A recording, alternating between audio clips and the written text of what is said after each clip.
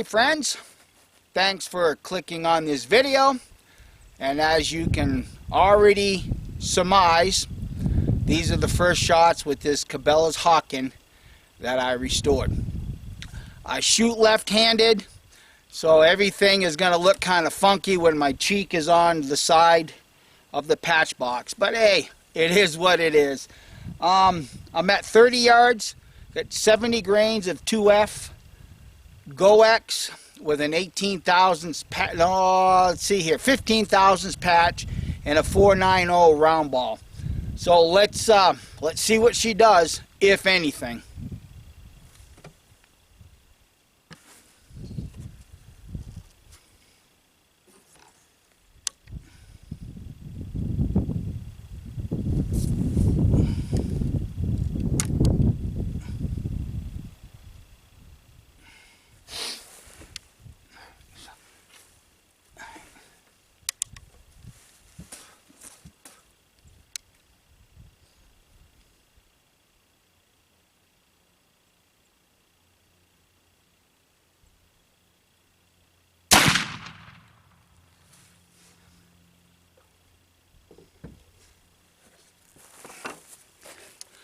One for one. I'm going to walk up to the target just to see where it printed, and then I'm going to just play with the sights just a little bit.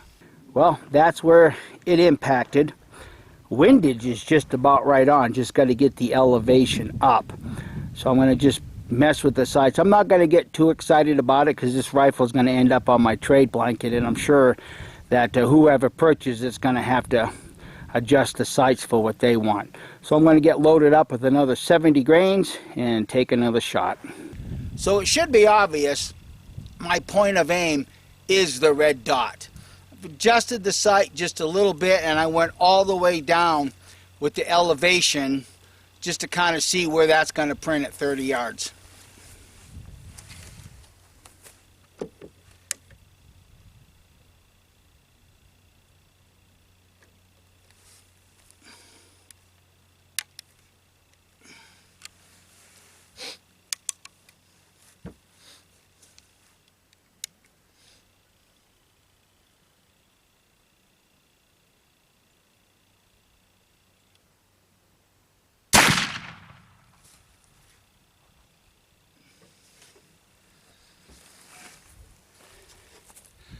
About the same spot, just a little more to the left.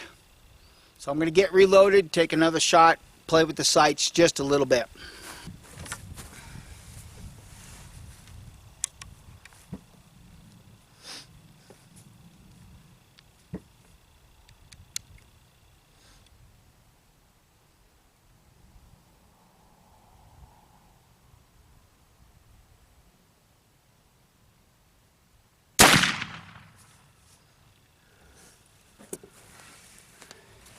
Well, it came up a little bit, really didn't move over too much. That might just be the front sight. I'm going to just go ahead and play with the rear sight, move it over, see if I can at least get the windage in line with what's going to be the elevation.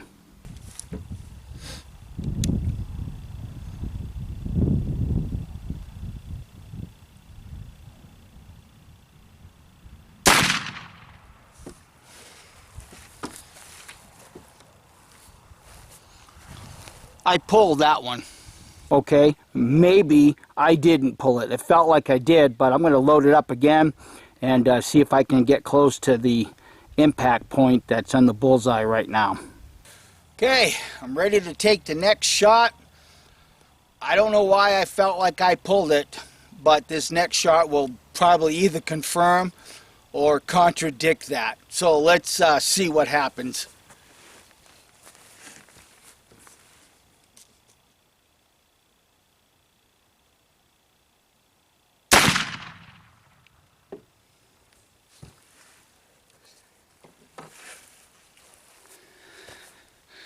Let me turn the camera around and we can all have a look-see.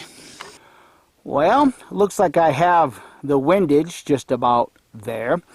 The elevation, there again, that could have been me. On the two shots, I have the front sight buried in the center of that circle. but not wanting to put too fine of a point on it. For me, that's close enough. I'm going to just take a couple more shots, probably not going to record it. As I've mentioned before, if you shoot the guns once, you might as well shoot them multiple times because you're going to have to clean it. So friends, thanks for watching, and you all have a wonderful week, and may your powder remain dry, may your aim remain straight, and your sensibility even straighter.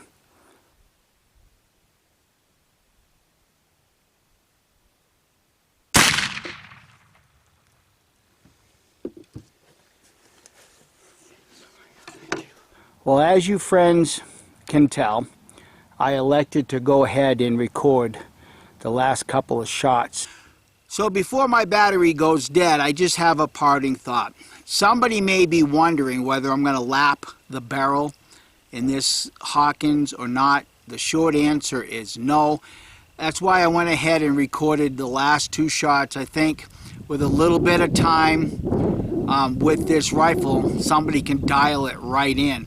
And that's something that I've questioned over the years, whether lapping a barrel is necessary on a muzzle loader. I'm not talking about a high-powered target rifle, but for a muzzle loader, like I said, a little bit of time on the range, you can get this thing dialed right in.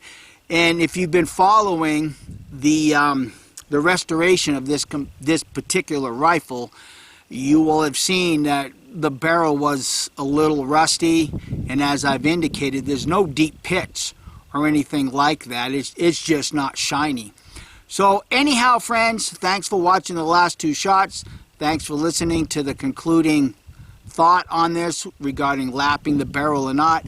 And as you all know, now I've got a rifle to go clean. Bye.